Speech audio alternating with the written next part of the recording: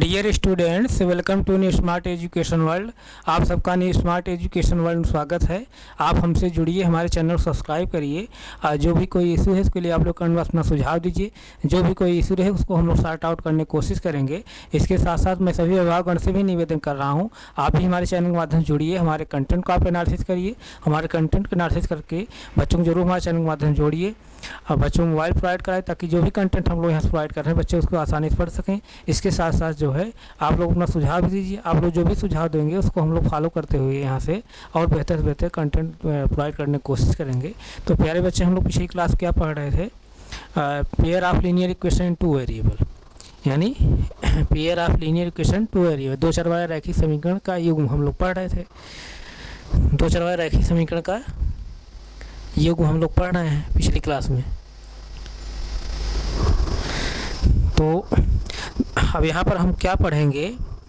दो चरवाया रैखिक समीकरण को दो समीकरण के माध्यम से हम पढ़ेंगे, यानी दो चरवाया रैखिक समीकरण को दो समीकरण के माध्यम से हम लोग पढ़ेंगे। तो क्लास 9 हम लोग क्या पढ़े थे? दो चरवाया रैखिक समीकरण को सिर्फ एक ही समीकरण के माध्यम से हम लोग पढ़ रहे थे। अब यहाँ हमको क्या पढ़ना है? दो चरवाया रैखिक समीकरण को दो समीकरण के माध्यम से हमको पढ़ना है। तो हम लोग पिछली क्लास में जो है यहाँ पर यही बताए थे, दो चरवाया रैखिक समीकरण को, ये दो चरवाया रैखिक समीकरण जो दो समीकरण के माध्यम से जब हम पढ़ेंगे तो वहाँ दोनों समीकरण के माध्यम से हमको दो रेखाएं मिलेंगी। और इसलिए जो है जब दोनों रेखाओं किसी एक समतल में पढ़ेंगे तो इसके लिए तीन कंडीशन मिलती है हमको। पहली कंडीशन मिलती है दोनों रेखाएं जो है एक दूसरे के क्या करती हैं? इंटरसेक्ट करती हैं।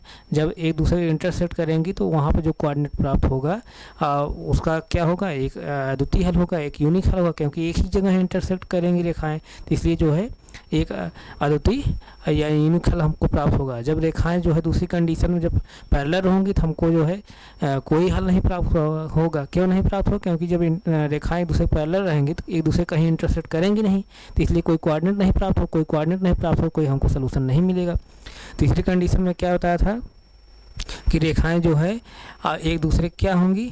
कोइंसिडेंट होंगी, यानी ये संपाती होंगी। जब संपाती होंगी तो रेखाएं एक दूसरे कई जगह जो है इंटरसेक्ट करेंगी, यानी कई हमको कोऑर्डिनेट प्राप्त होंगे। इसका मतलब उस कंडीशन में कई सलूशन हमको प्राप्त होंगे।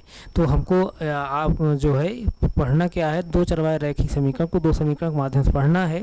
लेकिन दो चरवाया रैखिक समीकरण को दो समीकरण के माध्यम से पढ़ने से पहले हम लोग जो है क्लास 9 जो पढ़े हैं दो चरवाया रैखिक समीकरण को एक समीकरण के माध्यम से थोड़ा उसको हम लोग रिवाइज करते हुए तब आगे बढ़ेंगे। जब तक आप लोगों को दो चरवाया रैखिक समीकरण को एक समीकरण के माध्यम से कैसे पढ़ा जाता है, अलजेब्रिक माध्यम से कैसे, ज्योमेट्रिकली माध्यम से हम लोग पढ़ते हैं, जब तक आप लोगों को दिमाग में आइडिया नहीं रहेगा तब तक जो है आप लोग दो चरवाया रैखिक समीकरण दो समीकरण के माध्यम से पढ़ेंगे तो आप लोगों को जो है थोड़ा सा बहुत जो है परेशानी होगी। इसीलिए मैं जो है क्लास 9 में जो दो चार एग्जाम्पल दे करके दो चार जो है क्वेश्चन सॉल्व करा करके आप लोगों को जो भी कोई डाउट कन्फ्यूजन होगा उसको दूर करते हुए तब हम जो है दो चरवाया रैखिक समीकरण को दो समीकरण माध्यम से पढ़ेंगे। तो अभी हम लोग क्लास 9 में जो आप पढ़े हैं, आप सब पढ़े, आप लोग जानते होंगे, लेकिन उसको मैं थोड़ा सा आप लोग रिवाइज करते हुए मैं चल रहा हूँ। अब यहाँ हम क्या पढ़ेंगे? दो चरवाया रैखिक समीकरण को सिर्फ एक ही समीकरण के माध्यम से पढ़ेंगे। तो पिछली क्लास में हम लोगों ने क्या पढ़ा था? निम्नलिखित समीकरणों को ax + by + c = 0 के रूप में जैसे हमको रिप्रेजेंट करना रहता था। तो जैसे कोई समीकरण दिया था कि अब -2x + 3y = 6 है, इसी जो है ax + by + c = 0 फॉर्म लिखना था। तो हम कैसे लिखेंगे? अब यहाँ क्या है? -2x + 3y = 6 है। अब यहाँ क्या है? ax + by + c = 0, यानी दाहिने साइड क्या है? 0 है। तो हमको दाहिने साइड यहाँ 0 बनाना है। तो यहाँ 6 है, 6 को जो हम लोग ट्रांसपोज कर लिए, पक्षांतर कर लिए। पक्षांतर करने के बाद जो है हमको पक्षांतर करने पर जब हम ले आए तो जो है हमको इस तरह समीकरण प्राप्त होगा। -2x + 3y और -6, इस तरह से जो है ax + by + c और ax + by + c = 0 फॉर्म बन गया है। अब यहाँ जैसे कोई कह दे कि आप यहाँ से a b c की वैल्यू निकालिए, तो a b c की वैल्यू क्या होती है? एक वैल्यू क्या होती है? x का कोएफिशिएंट होता है। एक वैल्यू क्या होती है? x का कोएफिशिएंट। b की वैल्यू क्या होती है? y का कोएफिशिएंट। c क्या है? कांस्टेंट है। यहाँ पर जैसे देखिए एक्स कोफिशिएंट क्या है -2 है, तो इसका मतलब एक वैल्यू क्या है -2। और वाई का कोफिशिएंट क्या है 3 है, तो यहाँ भी वैल्यू क्या होगा जाएगी 3। सी के यहाँ क्या है -6 है। इस तरह से ए बी सी की वैल्यू है निकाल लिए हम लोग। जैसे इस तरह से एक्स का कोफिशिएंट, वाई का कोफिशिएंट और कांस्टेंट का इस तरह से कंपेरिजन का हम लोग निकाल लिए। अगर जैसे ऐसा आप लोग निकालने में कोई प्रॉब्लम हो रही है तो आप जो है जैसे जो A X plus B Y plus C equal to 0 जो है दो चरवाए रैखिक समीकरण जो स्टैंडर्ड इक्वेशन है A X plus B Y plus C equal to 0 जो दो चरवाए रैखिक समीकरण का स्टैंडर्ड इक्वेशन है, इसके मतलब स्टैंडर्ड इक्वेशन के माध्यम से इस इक्वेशन क्या कर लेंगे हम पदों के साथ क्या कर लेंगे तुलना कर लें पदों के साथ। इसका जैसे पहला पद क्या है ए एक्स, इसका पहला पद क्या है -2x, तो इसका पहला पद इक्वल इसका पहला पद, यानी इस पहले पद का मान इस पहले पद का मान क्या होगा बराबर होगा, क्योंकि हम पदों की तुलना कर रहे हैं। तो इसका जो है एक्स पहला पद एक्स है, इसका पहला पद क्या है -2x, दोनों की हम इक्वल किए। तो यहाँ भी एक्स है, यहाँ भी एक्स है, राइट साइड में एक्स है और लेफ्ट साइड में भी एक्स है। एक्स कैंसिल हो गया तो एक वैल्यू क्या निकल कर -2। इसी तरह से दूसरा पद इसका क्या है, दूसरा पद इसका क्या है, दूसरा पद इसका क्या है बी वाई है, दूसरा पद बी वाई है और इसका दूसरा पद क्या है 3y है। तो B Y equal to 3y, Y दोनों तरफ है तो कैंसिल हो गया, बिग वैल्यू क्या निकल का 3। इसी तरह जो है इसका तीसरा पद क्या है c है, इसका तीसरा पद क्या है -6 है, तो c इक्वल टू -6 यानी c इक्वल टू -6। इस तरह से ए बी सी वैल्यू हम लोग निकाल लिए। यहाँ तक किसी बच्चे कोई डाउट नहीं? डाउट है आप तो यहाँ तक कोई कन्फ्यूजन नहीं है। ए बी सी वैल्यू कैसे निकालें, कैसे A X plus B Y plus C equal to 0 form कैसे आप रखेंगे, ये सब चीज़ आपको मालूम हो गई। एक क्लास 9th आप पढ़े हैं, आप सबको आता होगा, लेकिन कुछ जो है बच्चे ऐसे होंगे जिनको नहीं आता होगा या किसी कोई डाउट रहा होगा तो वो अपना डाउट यहाँ दूर कर सकते हैं, इसलिए मैं रिवाइज करा दे रहा हूँ। थोड़ा सा इसको हम पढ़ लेंगे तब जो है दो चरवाए रैखिक समीकरण दो समीकरण के माध्यम से हम पढ़ेंगे जो हमारे सिलेबस में है। तो आइए हम लोग जो है और कुछ एग्जाम्पल लेते हैं, जैसे कुछ और क्वेश्चन लेते हैं। उस क्वेश्चन को लेकर के हम दो चरवाए रैखिक समीकरण को जो है अलजेब्रिक माध्यम से कैसे सॉल्व करते हैं उसको देखेंगे, फिर जो है ज्योमेट्रिक माध्यम से देखेंगे।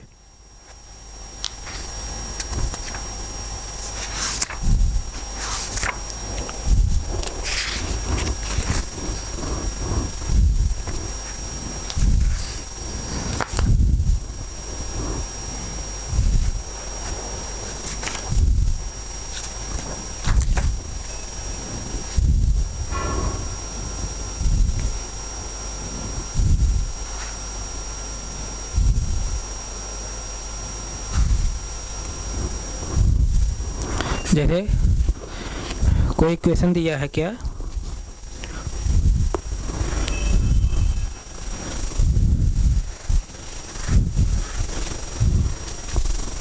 इक्वेशन जैसे दिया है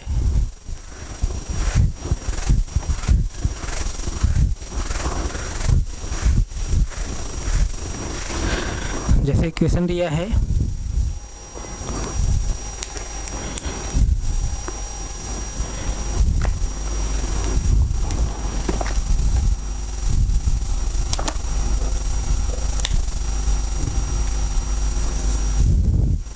जैसे है क्वेश्चन क्या दिया है, निम्नलिखित समीकरणों में से निम्नलिखित क्लास 9 पढ़े होंगे आप सब, निम्नलिखित समीकरणों में से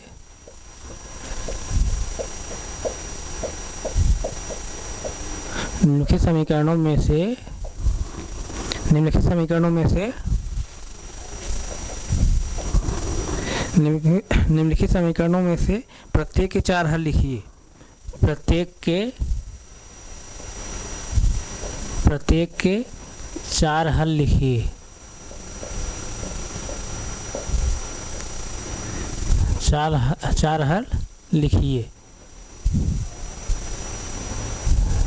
जैसे पहला समीकरण जैसे दिया है 2x plus Y equal to क्या दिया है 7 दिया है, 2x plus Y equal to 7 दिया है।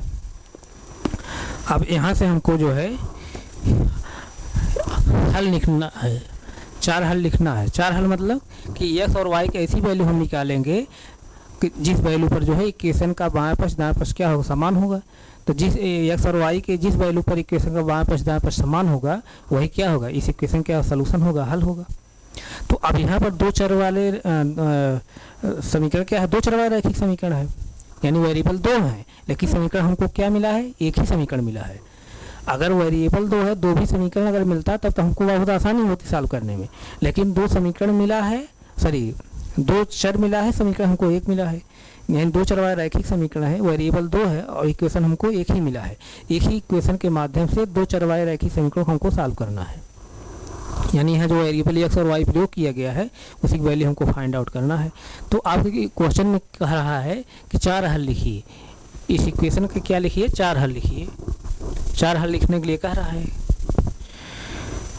तो मैं क्या बताया था पिछली क्लास में, 2 चर वाले रैखिक समीकरण के अनेक हल होते हैं, अनेक, एक हल या अनेक हल या कई हल या अनंत हल, इनफाइनाइट सोल्यूशन होते हैं। तो इसका जो है कम से कम 4 रुपये हमको हल निकालने के लिए कह रहा है। तब हम कैसे निकालेंगे, आइए उसको देखते हैं। जैसे क्या करेंगे, अब हमको समीकरण जो है 2 समीकरण पता नहीं है, वेरिएबल 2 है, समीकरण हमको सिर्फ एक ही है मालूम है, 2 समीकरण हमको नहीं दिया गया है। तो एक ही समीकरण के माध्यम से हम x और y वैल्यू कैसे निकालते हैं आप क्लास 9 सीखे होंगे। आइए उसी को फिर थोड़ा रिवाइज करते हुए हम चल रहे हैं। फिर जैसे आप लोग जो है यहाँ क्या करेंगे, x इक्वल टू कुछ लेंगे, यस बराबर सपोज दैट y ले रहे हैं, यस इक्वल टू y ले रहे हैं, और सॉरी यस इक्वल टू 0 ले रहे हैं, सॉरी ध्यान दीजिए, यस इक्वल टू हम 0 ले रहे हैं, y इक्वल टू भी 0 हम ले रहे हैं, y इक्वल टू भी 0 ले रहे हैं। तो रखिए इस पर, देखिए क्या इक्वेशन का बाएं पक्ष दाएं पक्ष समान हो रहा है। तो इक्वेशन क्या है, 2x plus Y equal to 7। तो ये x पोजीशन क्या रखेंगे 0, प्लस y पोजीशन क्या रखेंगे 0 इक्वल टू 7। लेफ्ट साइड में क्या है, 2 इंटू 0 करेंगे क्या है 0 आएगा, प्लस यहाँ 0 है ऑलरेडी, इक्वल टू 7। 0 प्लस 0 करेंगे क्या आएगा 0 आएगा, इधर क्या आया 7 आया, यानी left hand side is not equal to right hand side, यानी बाएं पक्ष दाएं पक्ष बराबर नहीं है। इसका मतलब x बराबर 0 y बराबर 0 इस इक्वेशन का सोल्यूशन नहीं हो सकता है। और भी हम लोग कुछ वैल्यू चूज करते हैं, और भी जैसे वैल्यू चूज करिए। तो और जब वैल्यू चूज करेंगे, जैसे मैं x बराबर 1 ले लिया, x बराबर 1, y बराबर भी 1 मैं ले लिया, y बराबर भी 1 ले लिया, रखिए इसकी वैल्यू को, y बराबर 1 x बराबर भी 1 ले लिया। तो रखिए यहाँ पर 2 इंटू 1 x पोजिशन पर 1 प्लस 1 इक्वल टू 7। 2 इंटू 1 करेंगे क्या आएगा 2 ही आएगा, प्लस 1 इक्वल टू 7। 2 प्लस 1 करेंगे क्या आएगा 3 आया, और इधर क्या आया 7 आया, यानी left hand side is not equal to right hand side, यानी इक्वेशन का बाएं पक्ष दाएं पक्ष क्या है समान नहीं है। इसका मतलब x बराबर y बराबर 1 भी जो है, x बराबर 1 यानी x equal to 1 y equal to 1 इस इक्वेशन सोल्यूशन नहीं हो सकता है। तो प्यारे बच्चे, इसका मैं तरीका एक बताया था क्लास 9th में, या आप लोगों को कोई और जो है सर पढ़ाए होंगे, कोई टीचर पढ़ाए होंगे, आप बताए होंगे। अब जैसे देखिए 2 चर वाले रैखिक समीकरण का कई सोल्यूशन होता है, कई हल होता है। तो x और y जैसे यहाँ पर वेरिएबल दिया गया है, इस इक्वेशन में x और y वेरिएबल दिया गया है, चर दिया गया है। अब x और y के ऐसे तमाम वैल्यू होंगे जिस पर इक्वेशन क्या होगा सेटिस्फाई होगा, नहीं इक्वेशन का मान बाएं पक्ष दाएं पक्ष, यानी x और y वैल्यू तमाम ऐसी होंगी जिसको हम इक्वेशन रखेंगे तो इक्वेशन का बाएं पक्ष दाएं पक्ष क्या होगा समान होगा। तो x और y की कौन ऐसी वैल्यू, तमाम ऐसी वैल्यू, कौन वैल्यू हम समझेंगे कौन सी वैल्यू होगी जो इक्वेशन को बाएं पक्ष दाएं पक्ष समान करेगी। अब हम जैसे x बराबर 0 ले रहे हैं, y बराबर 0 ले रहे हैं, तब भी नहीं सेटिस्फाई हो रहा है, x बराबर 1 ले रहे हैं, y बराबर 1 ले रहे हैं, तब भी नहीं सेटिस्फाई हो रहा है। ऐसे तमाम हम वैल्यू चूज करते जाएंगे तो तमाम ऐसी वैल्यू मिलेंगी जिस पर जो है इक्वेशन सेटिस्फाई होगा। अभी नहीं हो रहा है, लेकिन तमाम ऐसी वैल्यू होंगी जिस पर इक्वेशन क्या होगा सेटिस्फाई होगा। तो आप कैसे इस तरह से रखेंगे अपने आप से, कैसे इसी तरह से चूज कर रखेंगे वैल्यू, ऐसे प्रॉब्लम हो रही है। तो उसके लिए मैं एक तरीका बताया था, आप तरीका में ये बताया था कि x बराबर एक बार 0 रखेंगे, एक बार x इस इक्वेशन में एक बार x बराबर 0 रखेंगे तो y कुछ वैल्यू निकलेगी, y बराबर 0 रखेंगे तो x कुछ वैल्यू निकलेगी, फिर x बराबर जैसे 1 रखें तो y कुछ वैल्यू निकलेगी, y बराबर 1 रखें तो x कुछ वैल्यू निकलेगी, x बराबर 2 रखें तो y कुछ वैल्यू निकलेगी, y बराबर जब 0 रखें तो x कुछ वैल्यू निकलेगी। इस तरह से हम लोग जो है x बराबर 1, x बराबर 0 या y बराबर 0, y बराबर 1, इस तरह से तमाम हम वैल्यू रख करके हम कोऑर्डिनेट तैयार करेंगे। तब उन्हीं कोऑर्डिनेट को हम लोग जो है चेक करेंगे कौन सा कोऑर्डिनेट जो है रखने पर जो है इक्वेशन का बाएं पक्ष दाएं पक्ष समान हो रहा है। जिस कोऑर्डिनेट पर इक्वेशन का बाएं पक्ष दाएं पक्ष समान हो जाएगा तो वही कोऑर्डिनेट क्या होंगे, इस इक्वेशन का सलूशन होंगे।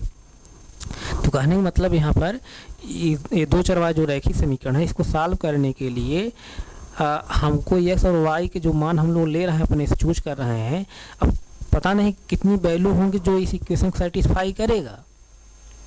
अब कौन कौन वैल्यू को ऐसे सेटिस्फाई, कैसे हम समझेंगे x मान क्या रखें, y मान क्या रखें, प्रॉब्लम हो रही है आपको ना।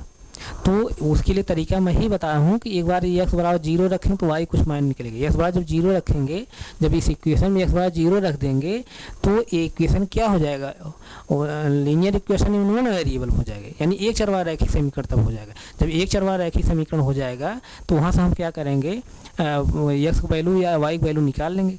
कोई एक जब चर रहेगा, एक चर का मान हम निकाल लेंगे, एक चर का मान आप ट्रांसपोज करके पक्षांतर करके निकाल लेंगे। कोई डाउट नहीं, डाउट है ना। तो आज जैसे देखिए यहाँ पर, और जैसे इक्वेशन क्या है 2x + y = 7 है। अब यहाँ जैसे हम x = हम 0 ले रहे हैं, x बराबर 0 लीजिए, x पोजीशन 0 रखिए, यहाँ पर x पोजीशन पर 0 रखिए। तो 2 × 0 + y = 7।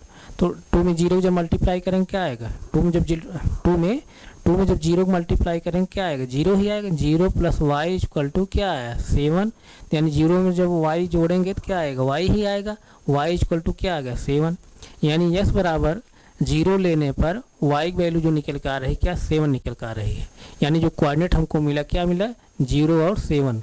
कोऑर्डिनेट मतलब निर्देशांक, x और y वैल्यू, ये भुज है, ये कोट है, भुज है कोट है। आप क्लास 9 में निर्देशांक ज्यामिति पढ़े हुए हैं तो वहाँ से कोऑर्डिनेट आपको बताया गया है। ये भुज है कोट, भुज कोट, भुज मतलब x चली गई दूरी, कोट क्या हुआ, y चली गई दूरी, यानी x बराबर 0, y बराबर 7 इस तरह से निकल कर आया। इसी तरह जैसे हम लोग x बराबर जब 0 ले तो y बराबर 7 आया। अब फिर क्या करेंगे, y बराबर 0 लेंगे, y बराबर 0 लेंगे तो x वैल्यू देखते हैं क्या निकल कर आती है। y बराबर 0 लीजिए, 2x, y बराबर 0, y पोजीशन 0 रखें, = 7। तो यहाँ से देखिए बच्चे क्या हो जाएगा, 2x में जब 0 ऐड करेंगे तो क्या आएगा, 2x ही आएगा। 2x = क्या वो हो जाएगा, 7। तो x की वैल्यू क्या हो जाएगी, 7 क्या हो जाएगी, 2। यानी y बराबर 0 लेने पर x वैल्यू जो निकल कर आ रही है 7/2, यानी कोऑर्डिनेट क्या मिला, 7/2 और 0, इस तरह से। और भी जैसे इस तरह से हम कोऑर्डिनेट निकालेंगे। अब हम क्या करेंगे, x बराबर 1 लेंगे, x बराबर 1 लीजिए। जब x बराबर 1 लेंगे,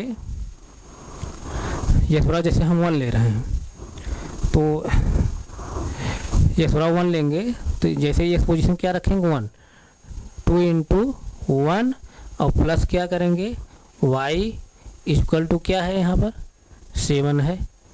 तो देखिए यहाँ से 2 × 1 करेंगे क्या आएगा, 2 ही आएगा। 2 + y = क्या होगा, 7। तो y 2 में y जब ऐड करें तो 2 + y आएगा = 7। y वैल्यू हमको निकालना है तो इसको पक्षांतर कर लीजिए। पक्षांतर जब कर लेंगे तो क्या हो जाएगा, 7 - 2। तो क्या आ गया, y वैल्यू यहाँ से क्या निकल कर आ गई, y वैल्यू यहाँ से निकल कर आएगी क्या, 5। y वैल्यू क्या निकल कर आ गई, 5, y वैल्यू 5। जैसे देखिए अब यहाँ से ध्यान दीजिए आप, जैसे हम x बराबर जब 0 ले रहे हैं, x बराबर 0 हम इस समीकरण में रखा तो समीकरण देखिए कि किस रूप में हो जा रहा है, एक चर में हो जा रहा है। अब यहाँ x वाला जो है पद क्या हो गया, गायब हो गया, सिर्फ y वाला पद बचा है ना। तो यानी जो समीकरण हमको मिल रहा है एक चर में हो गया। अब जब एक चर में समीकरण हो जाएगा तब हम क्या करेंगे, वहाँ से पक्षांतर करके हम जो चर रहेगा, चाहे x रहेगा या y रहेगा, उसका हम मान निकाल लेंगे। इसीलिए यहाँ पर हम x बराबर जैसे एक बार 0 ले रहे हैं तो y मान निकाल रहे हैं, y बराबर जब 0 ले रहे हैं तो x कुछ मान निकाल रहे हैं। ऐसा क्यों कर रहे हैं, क्योंकि ऐसा मान ले लेने पर जब दो चर है तो एक चर क्या हो जा रहा है, विलुप्त हो जा रहा है, एक ही चर बचेगा। जब एक चर बच रहा है तो इसका मतलब लीनियर इक्वेशन नॉन वेरिएबल है, यानी एक चरवाहा रैखिक समीकरण हो जा रहा है। और एक चरवाहा रैखिक समीकरण कैसे सॉल्व किया जाता है इसको हम पिछली क्लास में बता चुका हूँ। तो एक चरवाहा रैखिक समीकरण हम पक्षांतर विधि सॉल्व कर रहे हैं, ट्रांसपोज मेथड सॉल्व कर रहे हैं। तो यहाँ तक किसी को डाउट नहीं है ना, क्यों ऐसा कर रहे हैं? इसको ऐसा कर रहे हैं, इसीलिए कर रहे हैं कि ऐसा कर देने से समीकरण जो है एक चरवाले रैखिक समीकरण हो जा रहा है। जब एक चरवाला रैखिक समीकरण हो जा रहा है तो उसको हम सॉल्व करके पक्षांतर विधि से आसानी से उस चर को निकाल ले रहे हैं। इस तरह से कोऑर्डिनेट हमको प्राप्त होगा, यानी x बराबर 1 लेने पर y वैल्यू क्या निकल कर आई 5। इस तरह से 3 कोऑर्डिनेट प्राप्त हो गए। और जैसे देखिए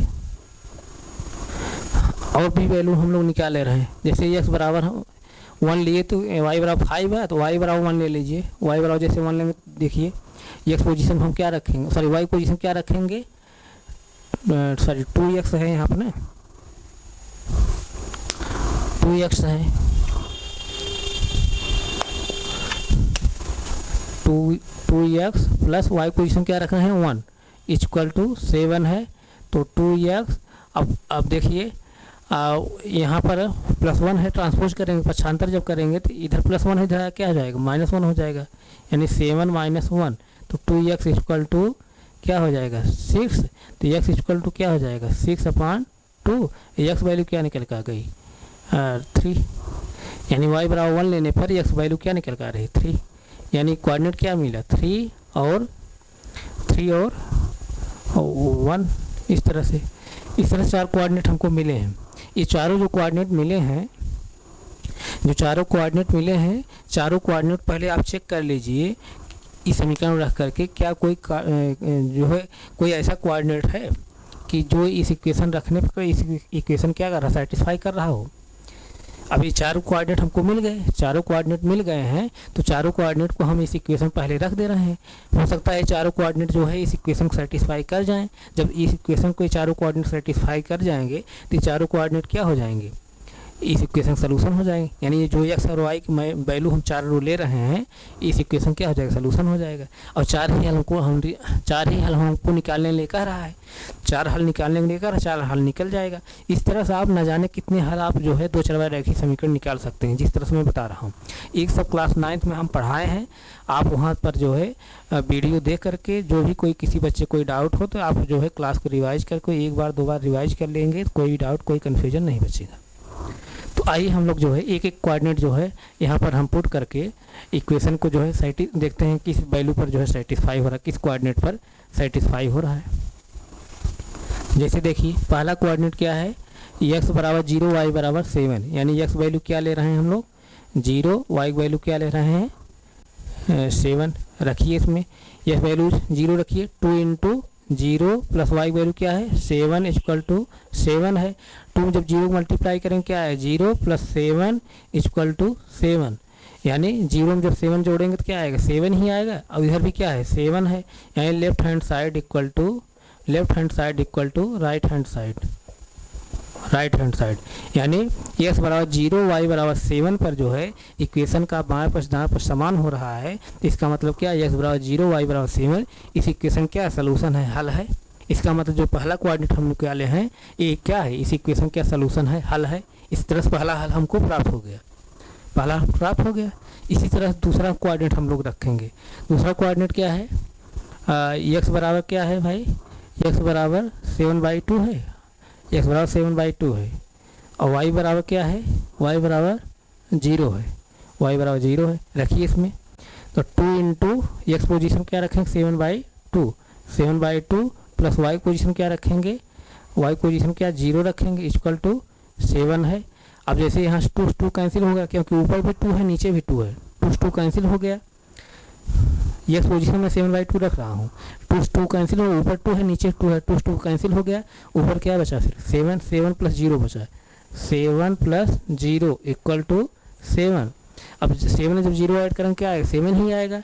इसका मतलब क्या 7 इक्वल टू 7, यानी left hand side equal to क्या राइट हैंड साइड, यानी x बराबर 7/2 पर y बराबर 0 पर इक्वेशन का बाएं पक्ष दाएं पक्ष समान हो रहा है।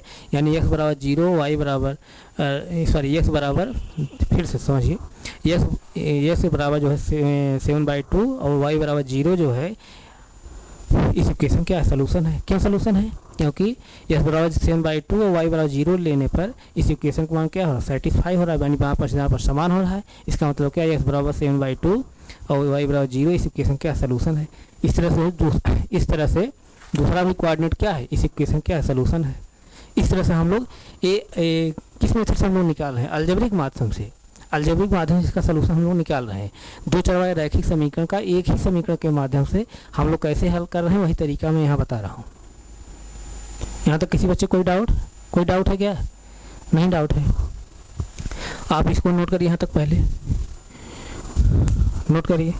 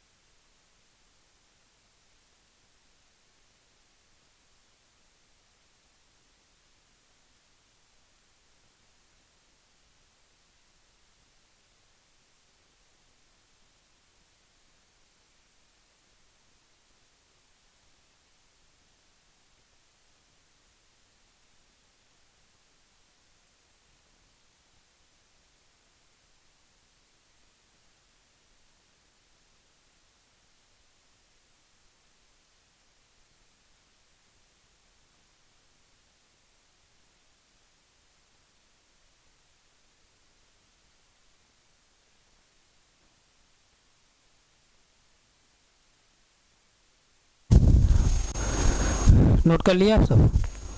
नोट कर लिए ना? इसको नोट कर लिए होंगे, तो मैं यहाँ थोड़ा सा मिटा दे रहा हूँ। नोट कर लिए होंगे ना? नोट कर लिए ना? तो ठीक है, नोट करिए, 10 सेकंड समय, नोट करिए।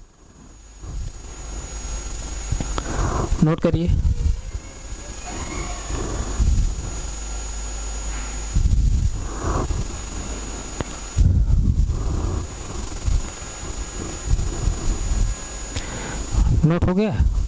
तो आइए जैसे देखिए,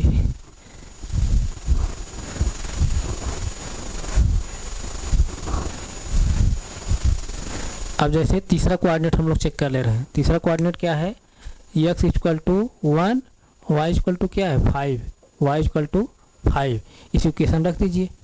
अब इक्वेशन में हम रखेंगे क्या, x पोजीशन पर 1, 2 × 1, x पोजीशन 1 रख रहे हैं, प्लस y पोजीशन क्या रख रहे हैं 5 रख दीजिए। इक्वल टू क्या है 7 है, 2 × 1 करेंगे क्या आएगा 2 ही आएगा, प्लस 5 इक्वल टू क्या है 7, 5 + 2 जब करेंगे क्या आएगा 7, इधर भी क्या है 7, यानी left hand side equal to right hand side.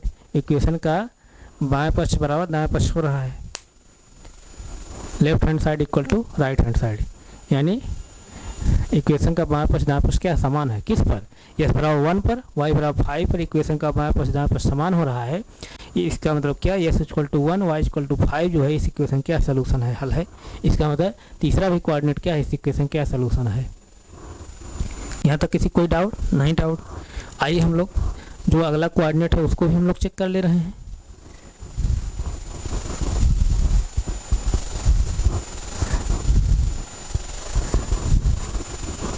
अगला भी जो कोऑर्डिनेट है उससे भी हम चेक कर ले रहे हैं। अगला कोऑर्डिनेट क्या है, x = 3, y = क्या है 1 है, Y equal to 1, X position 3 रखिए, 2 इंटू 3, एक्स पोजीशन 3 रख रहे हैं, प्लस वाई पोजीशन क्या 1 इक्वल टू 7 है। तो 2 इंटू 3 करें क्या आएगा 6 प्लस 1 इक्वल टू क्या 7 है। तो 6 प्लस 1 जब करें क्या आएगा, इधर भी 7 आ गया और राइट साइड भी 7 ऑलरेडी है, तो यानी left hand side equal to क्या है, राइट हैंड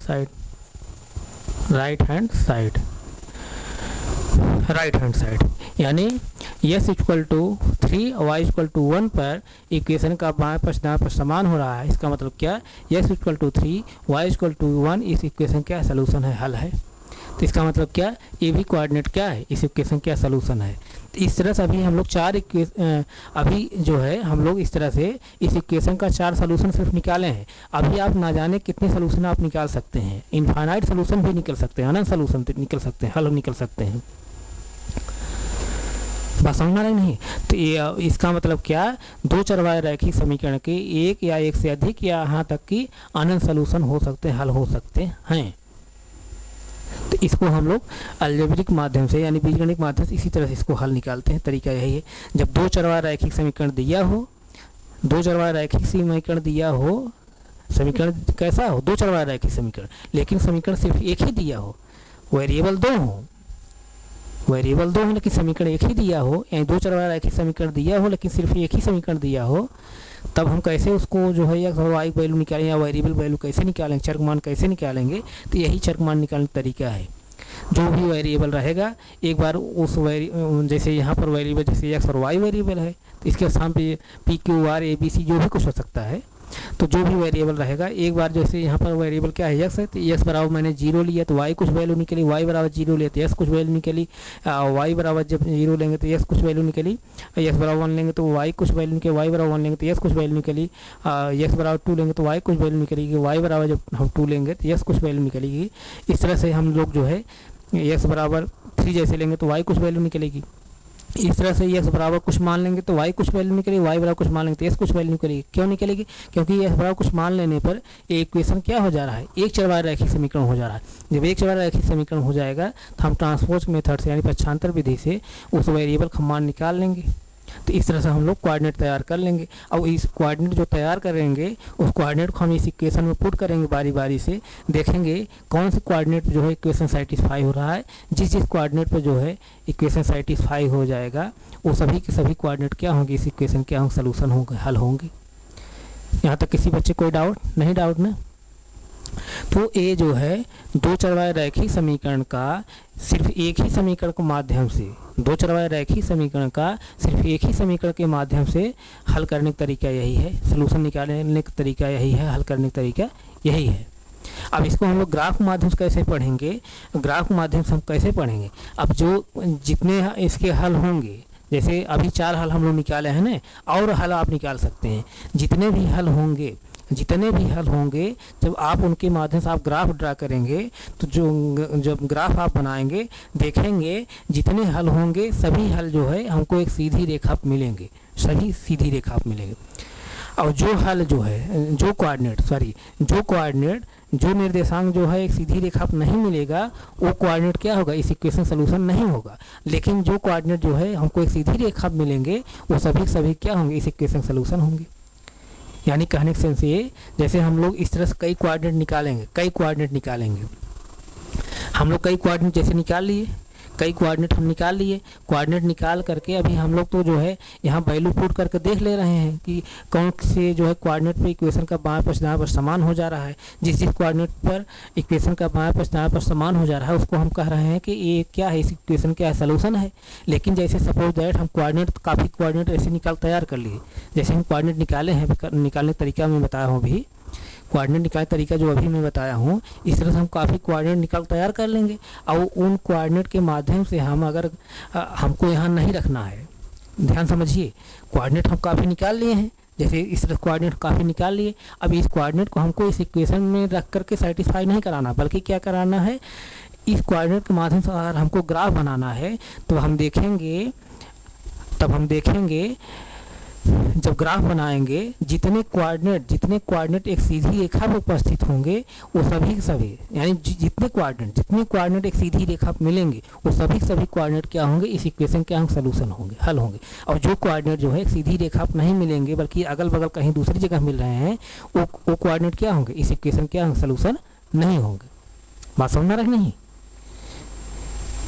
तो अब हम लोग जो है अभी इसको अलजेब्रिक मेथड से कैसे सॉल्व किया जाए, दो चरवाहे रैखिक समीकरण को एक समीकरण के माध्यम से, दो चरवाहे रैखिक समीकरण को एक ही समीकरण के माध्यम से अलजेब्रिक मेथड से कैसे सॉल्व किया जाता है उसको जो है हम लोग अभी सीखे हैं। आप इसको क्लास 9 बहुत डिटेल्स पढ़े हैं, वहाँ मैं डीपली पढ़ाया भी हूँ, आप एक एक करके वीडियो वहाँ देख लीजिए।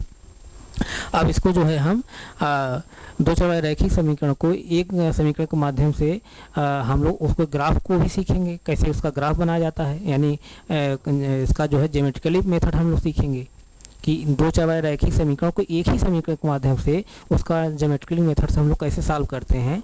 तो सॉल्व करने का तरीका वही है कि हम तमाम कोऑर्डिनेट तैयार करेंगे, तमाम इस तरह से कोऑर्डिनेट तैयार करेंगे, उसको हम लोग इन कोऑर्डिनेट के माध्यम से हम ग्राफ बनाएंगे। जितने कोऑर्डिनेट जो है एक सीधी रेखा पर मिलेंगे वही वो सभी के सभी कोऑर्डिनेट क्या होंगे, दो चरवाहे रैखिक समीकरण क्या होंगे, सलूशन होंगे, हल होंगे। तो आप लोगों को यहाँ तक जरूर समझ में आया होगा कि दो चरवाहे रैखिक समीकरण को एक ही समीकरण के माध्यम से उसका कैसे हम लोग सलूशन निकालते हैं। तो इसका सलूशन निकालने का तरीका यही है जैसे मैं बताया हूँ। अब हम इसको क्या पढ़ेंगे कि अभी तो हम अलजेब्रा के माध्यम से पढ़ लिए, अलजेब्रिक मेथड्स पढ़ लिए, बीजगणित मेथड्स पढ़ लिए, बीजगणित तरीके से पढ़ लिए। अब यही दो चरवाहे रैखिक समीकरण को एक ही समीकरण के माध्यम से हम लोग ग्राफ के माध्यम से पढ़ेंगे। तो आपको ये जरूर समझ में आया होगा कि दो चरवाहे रैखिक समीकरण को एक ही समीकरण के माध्यम से कैसे हम बीजगणित के माध्यम से पढ़ते हैं, ये समझ में आया होगा। अब दो चरवाहे रैखिक समीकरण को एक ही समीकरण के माध्यम से हम लोग कैसे ज्योमेट्रिकली मेथड्स कैसे पढ़ेंगे, यानी ग्राफ के माध्यम से कैसे पढ़ेंगे, उसको हम लोग जो है अगली क्लास में सीखेंगे। तो हमें यहाँ तक जरूर उम्मीद है कि आप लोग समझ जरूर आया होगा, और कोई डाउट है तो आप क्लास को एक बार दो बार रिवाइज कर लीजिए।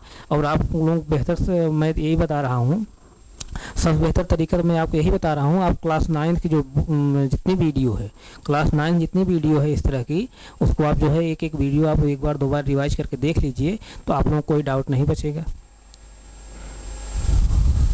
तो अब हम क्या पढ़ेंगे, दो चरवाहे रैखिक समीकरण को एक ही समीकरण के माध्यम से ग्राफ के माध्यम से पढ़ेंगे, यानी ज्योमेट्रिकली मेथड उसका पढ़ेंगे। अभी हम क्या पढ़े हैं, दो चरवाहे रैखिक समीकरण को एक ही समीकरण के माध्यम से बीजगणित मेथड्स पढ़े हैं, यानी अलजेब्रिक मेथड्स पढ़े हैं। तो अगली क्लास में हम क्या पढ़ेंगे, दो चरवाहे रैखिक समीकरण को ज्योमेट्रिकल मेथड्स कैसे पढ़ें, कैसे इसको हम ग्राफ ड्रा करेंगे, यही हम पढ़ेंगे अगली क्लास में। तो यहाँ तक आप लोग समझ जरूर आया होगा, तो कोई डाउट नहीं है ना? तो ठीक है, हम यहीं तक रख रहे हैं, आगे फिर कंटिन्यू करें। Thank you so much.